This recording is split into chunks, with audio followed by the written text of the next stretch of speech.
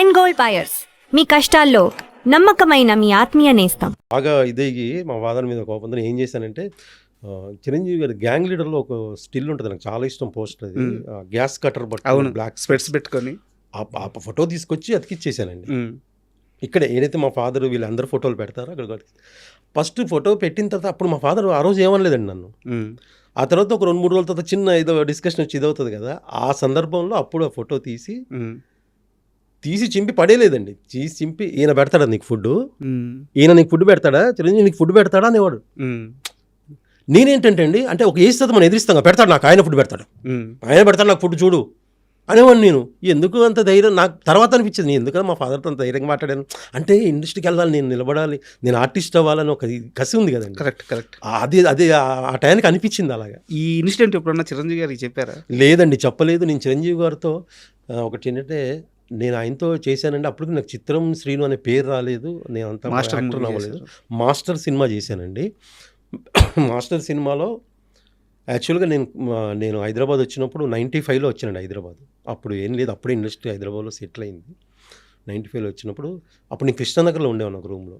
తర్వాత అప్పుడు గాంధీ అని ఏజెంట్ ఉండేవాడండి, అతను చెప్పాడు మాస్టర్ సినిమా ఓపెనింగ్ జరుగుతుంది అన్నపూర్ణ స్టూడియోలో ఎక్కడో, వెళ్తే అక్కడ నాకు అప్పుడు లాంగ్ హెయిర్ ఉండేది, ఇలాగే లాంగ్ హెయిర్ ఉంటే అక్కడ లాంగ్ హెయిర్ జుట్టున్న వాళ్ళు అడుగుతున్నారు నువ్వు వెళ్ళొచ్చు కదా అంటే, అప్పటికి నేను ట్రైల్ చేస్తానండి, ఆర్టిస్ట్గా ట్రై చేస్తున్నా.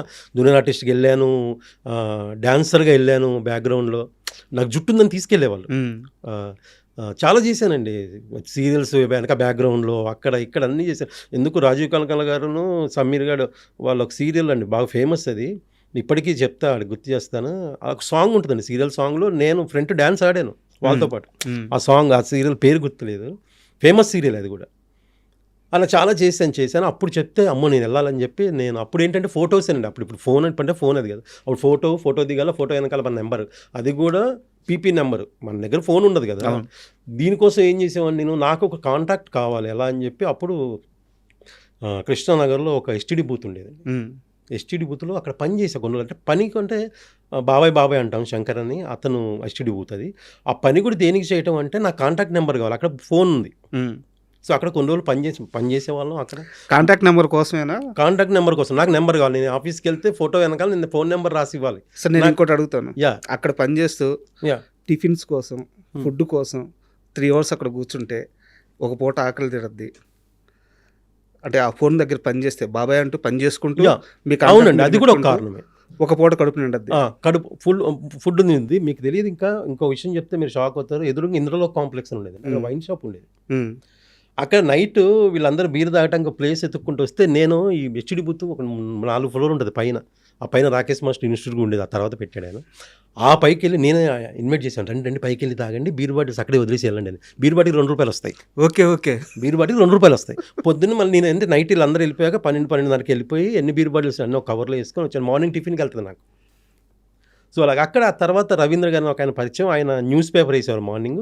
తర్వాత ఎర్లీ మార్నింగే ఎస్టీడీ బూత్కి బయట ఒక టేబుల్ దగ్గర న్యూస్ పేపర్స్ అమ్మేవాళ్ళం. అక్కడ ఎంతో కొంత చిల్లర వచ్చేది. తెలిసిందంటే కృష్ణానగర్లో సినిమా మీద పిచ్చితో వచ్చిన ఒక మనిషి కృష్ణానగర్లో ఎన్ని బాధలు పడాలో, ఎన్ని ఇబ్బందులు పడాలో అన్నీ పడ్డాడు చిత్రం సీను. అయితే చాలా షార్ట్ టైమే, ఎక్కువ టైం కాదు, చాలా షార్ట్ టైం, తక్కువ టైం, బట్ అన్ని కష్టాలు పడ్డాడు. పడ్డాం అంటే తప్పదండి. మనం అంటే ఫిల్మ్ ఇండస్ట్రీ కాదు, ఏ రంగంలో అయినా హార్డ్ వర్క్ చేసి కష్టపడకుండా ముందుకు వెళ్ళలేమండి. నేను అదే ఫిక్స్ అయ్యే బ్రెయిన్లో. సో అలాగైతే ఆ మాస్టర్ సినిమా సెలక్షన్ జరుగుతుంటే, అన్నపూర్ణ సెలక్షన్ కూడా కాదు, ఓపెనింగ్ అంటే వెళ్ళా, చిరంజీవి గారిని చూసి. ఆ తర్వాత రాజీవ్ అని ఆయన ఉన్నాడండి, డైరెక్షన్ డిపార్ట్మెంట్, ఆయన తెలుగు కూడా వచ్చు, తమిళ్ బాగా, సురేష్ కృష్ణ. ఆయన డైరెక్ట్గా ఆయన దగ్గరికి వెళ్ళిపోయాడు, ఆయన కోఆర్డినేటర్ల రేంజ్. వెళ్ళిపోయి నేను ఇలా ఆర్టిస్ట్ ట్రై చేస్తున్నానండి, నాకు ఇంట్రెస్ట్ ఇది అన్నారు. మళ్ళీ తర్వాత తెలుగులో కూడా మాట్లాడారు, దానికి ఫోటో ఇచ్చి వచ్చాను. తర్వాత నన్ను సెలెక్ట్ చేశారండి. సో అదే అక్కడ కూడా ఏంటంటే అండి, నేను డైరెక్ట్గా సెలెక్ట్ అవ్వలేదు, ఆయన బ్రెయిన్లో ఉన్నా నేను.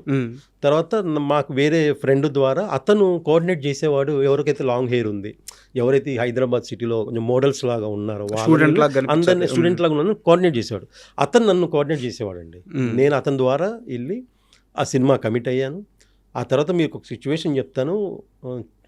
సినిమాలో షార్ట్ ఏంటంటే, చిరంజీవి గారు నడుచుకుంటూ వస్తా ఉంటే ఫస్ట్ కాలేజీలో ఎంట్రీ, ఒక కుర్రోడు వచ్చి సిగరెట్ పెట్టుకొని వచ్చి, ఎక్స్క్యూజ్ మీ మ్యాచ్ బాక్స్ ఉందని అడగాలి. ఎవరు చేస్తారు సార్? నేను చేస్తాను, ముందుకు వచ్చేసా చేసి.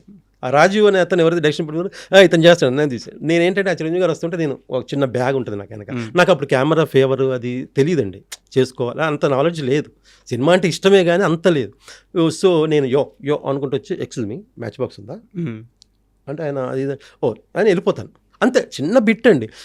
ఆ రోజు జరిగిన సిచ్యువేషన్ చెప్తే నేను నా లైఫ్లో మర్చిపోలేని సిచ్యువేషన్ అండి అది. నేను నార్మల్ మనం బ్యాచులర్ లైఫ్ కదండి, మనం నార్మల్ డ్రెస్ వేసుకొని వెళ్ళాను. నాకు మంచి ప్యాంట్ ఓకే, షర్ట్ బాగాలేదు. కానీ చిరంజీవి గారు అంటున్నాను ఈ కుర్రాడి షర్ట్ మారిస్తే బాగుంటుంది కానీ ఇద్దరు కాస్ట్యూమర్లు వచ్చారండి అటోకులు వచ్చి అక్కడ సెట్ నుంచి కాస్ట్యూమ్ రూమ్ ఎక్కడ ఉంటే అక్కడ నుంచి తీసుకెళ్ళి నాకు అక్కడ డ్రెస్ మార్చి ఒక రెడ్ కలర్ షర్ట్ కొంచెం బ్రైట్ షర్ట్ వేసి. అయితే మీకు సిచ్యువేషన్ చెప్తాను. నేను ఇక్కడ నుంచి ఎక్కడ సెట్ నుంచి కాస్ట్యూమ్ రూమ్కి వెళ్తుంటే కోటి ఉమెన్స్ కాలేజ్ షూట్, కోటి ఉమెన్స్ కాలేజ్. నేను ఆ రోజు మార్నింగ్ కూడా నేను లిఫ్ట్ అడుక్కుంటూ వెళ్ళా షూటింగ్ కూడా. సో మన పరిస్థితి అలాంటిది. అయితే ఎక్కడైతే సెట్లో చిరంజీవి గారు డ్రెస్ షర్ట్ మార్చమన్నారు, నేను సెట్ స్పాట్ నుంచి కాస్ట్యూమ్ రూమ్ వెళ్ళే లోపండి నా కళ్ళు తెలియకుండా నాకు నీళ్ళు వస్తున్నాయి, నాకు అంత బ్లర్ అయిపోతుంది, ఏం కనపడట్లే. అంతే కదా అసలు చిరంజీవి గారు ఏంటి, ఒక జూనియర్ ఆర్టిస్ట్ చిరంజీవి గారు చెప్పడం ఏంది, చెప్పడం ఏంటండి. కళ్ళు తుడుచుకుని ఇక షర్ట్ వేసుకుని వచ్చి ఆ షార్ట్ చేసాం, అయిపోయింది. తర్వాత ఇంకో సిచ్యువేషన్లో మళ్ళీ సేమ్ ఇంటర్వెల్లో చిరంజీవి గారు పెద్ద ఫైట్ జరుగుద్ది. ఆ ఫైట్ తర్వాత మళ్ళీ ఆయన వస్తారు. రాగానే యో నుంచి మాస్టర్ గుడ్ మార్నింగ్ మాస్టర్ అని చెప్పి తప్పించుకోవాలి అంతే, చిన్న షార్ట్. ఆ తర్వాత క్లాస్ రూమ్లో అక్కడక్కడ డ్యాన్సులు అవి ఉండేవి, స్టేజ్ అదే టేబుల్ మీద ఎక్కి డ్యాన్స్ చేయటం, టేబుల్ కాడ పట్టుకుని అవి ఇక అంతా అసలు లెంత్ చేసాం. బట్ ఎక్కువ ఆ 2-3 షాట్లు రిజిస్టర్ అయ్యాం. అది నాకు ఇప్పుడు కూడా నేను చెప్తే కానీ తెలుస్తుంది నేను అని.